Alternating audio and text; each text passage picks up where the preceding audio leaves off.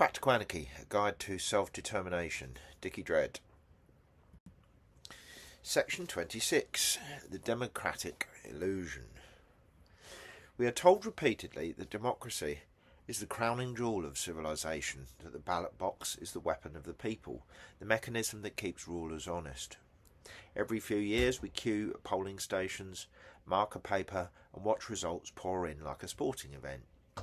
The story goes, this is freedom in action. But scratch the surface and you see the cracks. Voting rarely changes the underlying structure of power. Parliamentary democracy is built to manage dissent, not abolish domination.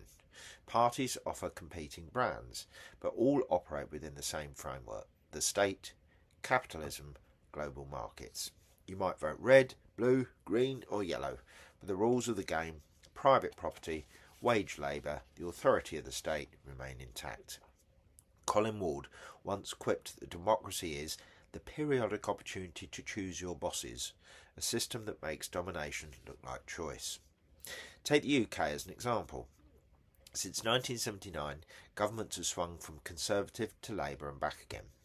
Yet no neoliberal reforms, privatisation, deregulation, austerity have marched on with little pause. Margaret Thatcher set the template in the 1980s, embedding privatisation and free market dogma so deeply that every government since has operated in her shadow.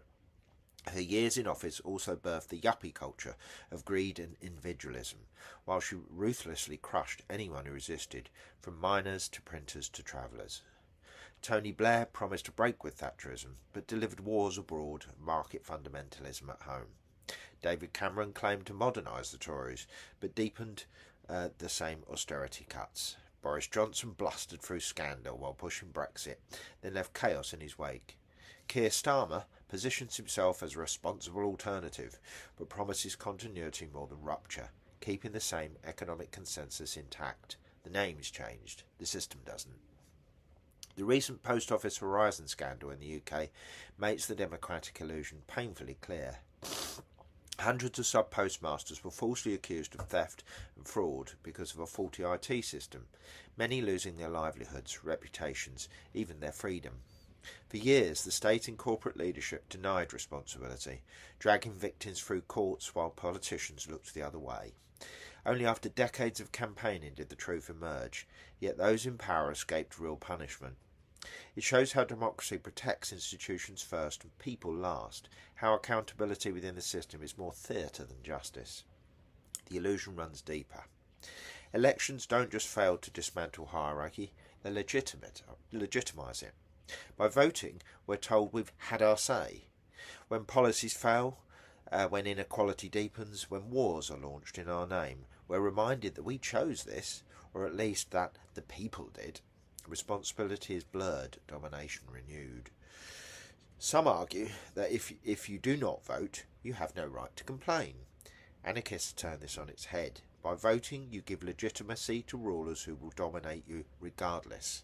The system thrives on equating a tick in a box with genuine participation. Uses the ritual of elections to silence dissent by saying you already had your choice, to influence events. But whether you voted for them or not, the same government will enforce borders, police, taxes, prisons and wars. Real choice is absent. The ballot decides who manages domination, not whether domination should exist or not. Refusing to vote is not apathy, but a refusal of consent. It is saying, this game is rigged and I will not play.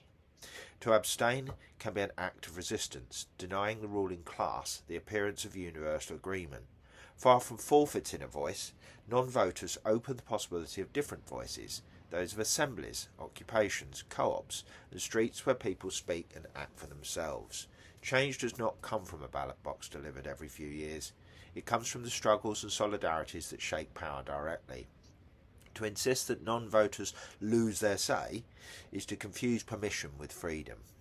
Real voice comes when people stop waiting to be invited and begin to act as if they were already free. And the structures behind Parliament remain untouched. Lobbyists, donors, media conglomerates, these are the unelected powers who shape what policies are even thinkable.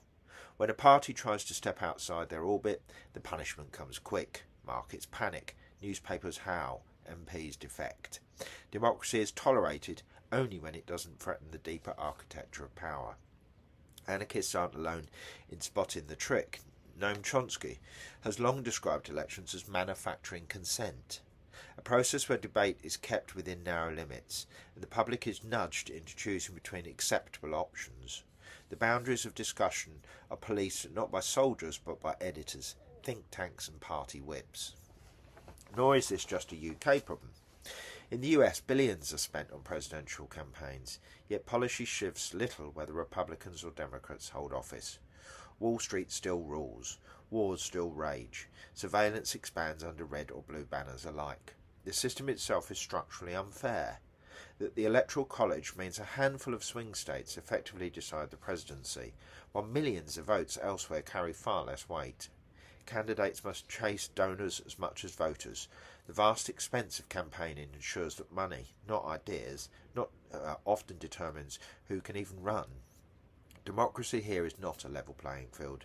It is tilted towards the wealthy and entrenched interests from the outset. Some argue that Europe's proportional representation systems provide a fair alternative, giving smaller parties a chance at seats and preventing the wild distortions of first past the post or the US Electoral College. And in a narrow sense this is true. Votes are distributed more evenly, coalitions are the norm, and parliaments may look more diverse. Yet the deeper problem remains.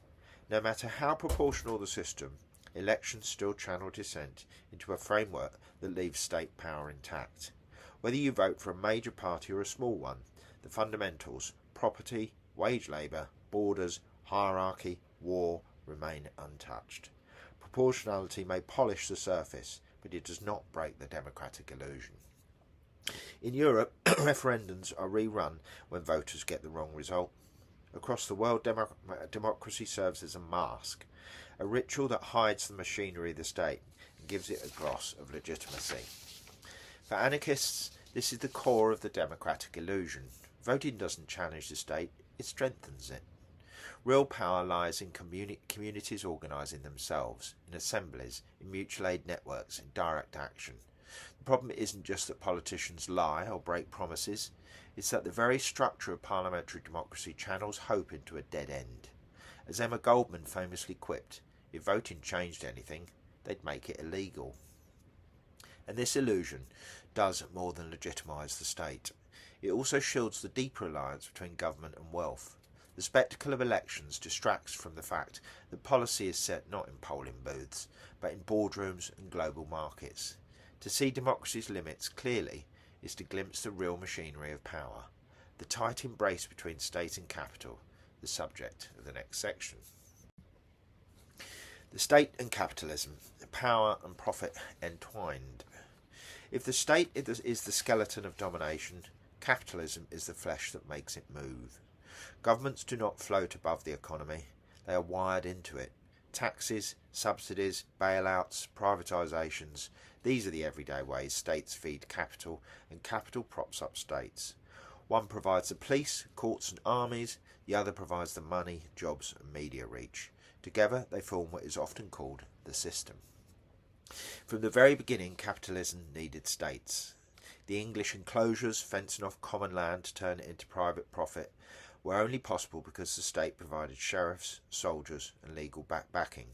Colonial expansion was not the work of entrepreneurs alone, but of navies and armies paid for by taxpayers. The East India Company became the largest corporation in the world only because it had the backing of the British Crown. The slave trade was a state corporate partnership par excellence.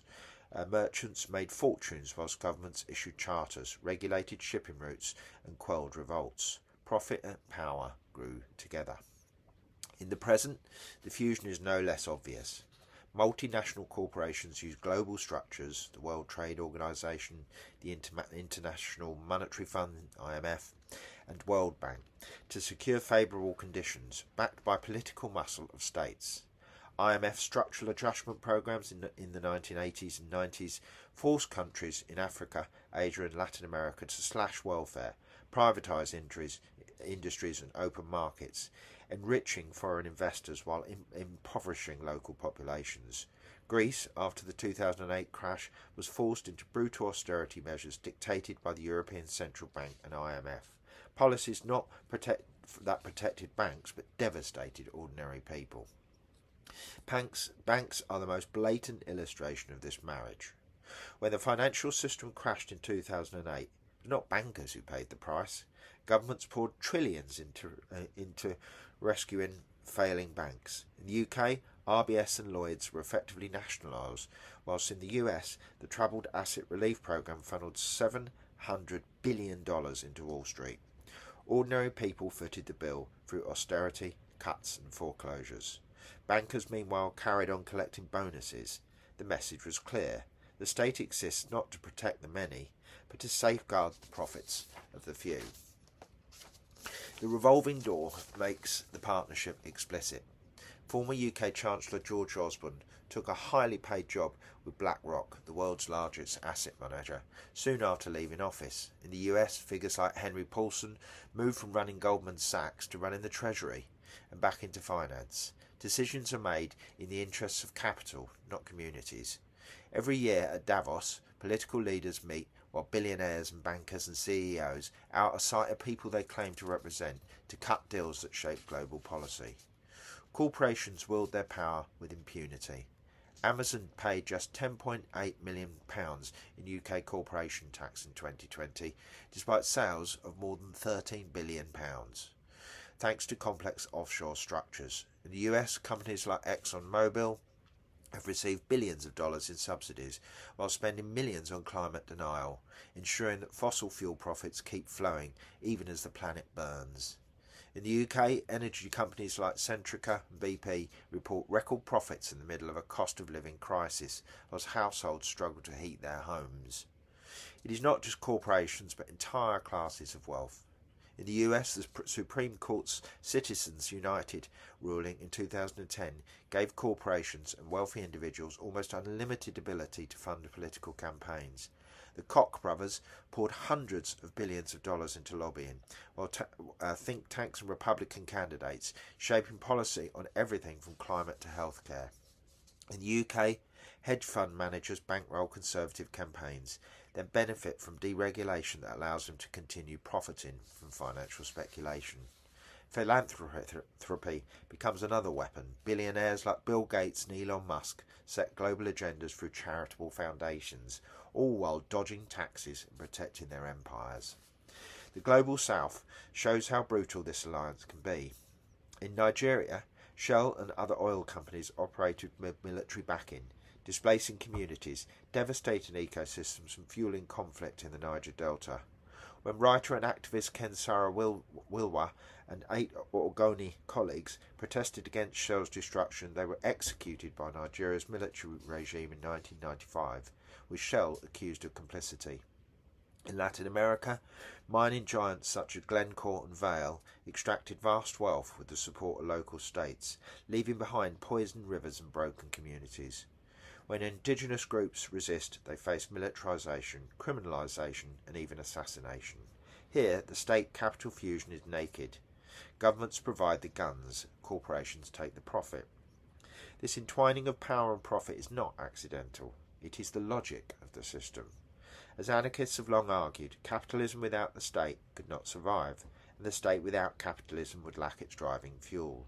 The two reinforce one another, ensuring that wealth concentrates upwards while control trickles down. To speak of freedom while ignoring this partnership is to miss the point. Governments and the wealthy are two halves of the same machine.